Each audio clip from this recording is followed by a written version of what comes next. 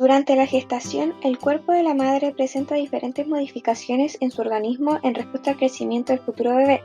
El aparato respiratorio es fundamental para el correcto funcionamiento de nuestro organismo, ya que en cada ciclo de respiración nos aporta el oxígeno a cada órgano y tejido, además de ser el encargado de eliminar el CO2.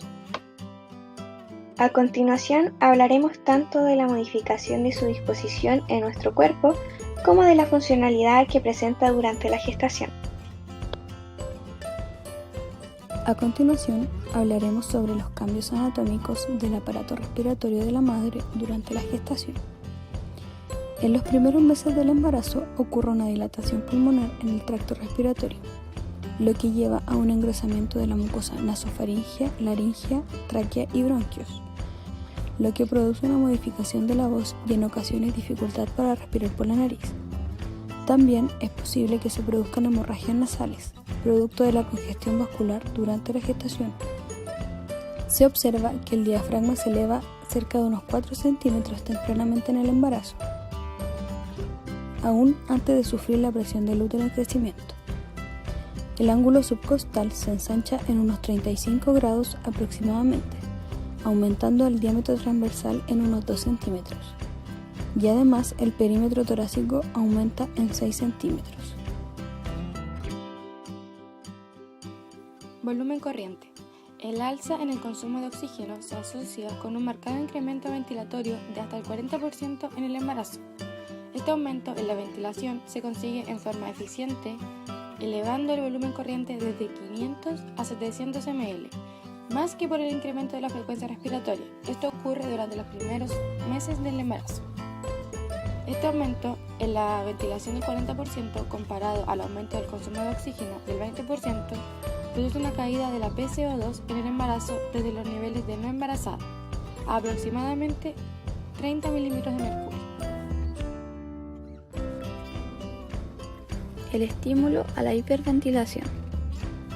El aumento de la ventilación y la caída asociada de la PCO2 que ocurre en el embarazo probablemente se debe a la acción de la progesterona, que actúa por varios mecanismos.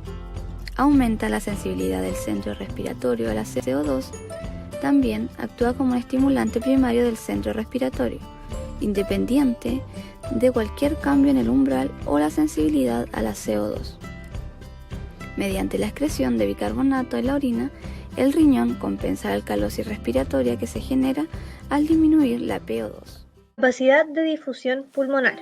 La transferencia de gases mide la facilidad con la que el monóxido de carbono y el oxígeno son transportados a través de la membrana pulmonar. Se ha demostrado una marcada disminución en el factor de transferencia, lo que podría estar relacionado con la caída del hematocrito, pero que es compensada por el aumento del gasto cardíaco. La reducción en el factor de transferencia actúa en contra del aumento de la ventilación. Como consecuencia del desbalance entre el incremento ventilatorio y las necesidades de oxígeno, disminuye la diferencia arteriovenosa materna del oxígeno.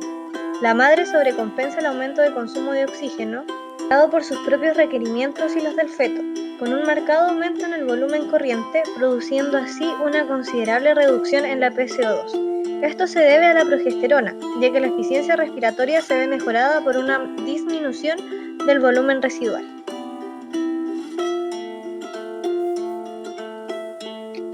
A pesar de que la función pulmonar no está disminuida en el embarazo, las enfermedades del tracto respiratorio pueden ser más graves. Uno de los factores importantes es el aumento de los requerimientos de oxígeno impuesto por la gestación.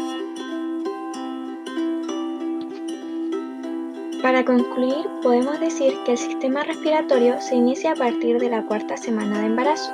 La ventilación por minuto aumenta aproximadamente en un 50% en el embarazo a término en relación con los valores normales. Este incremento se debe al aumento del volumen corriente y en menor grado al de la frecuencia respiratoria.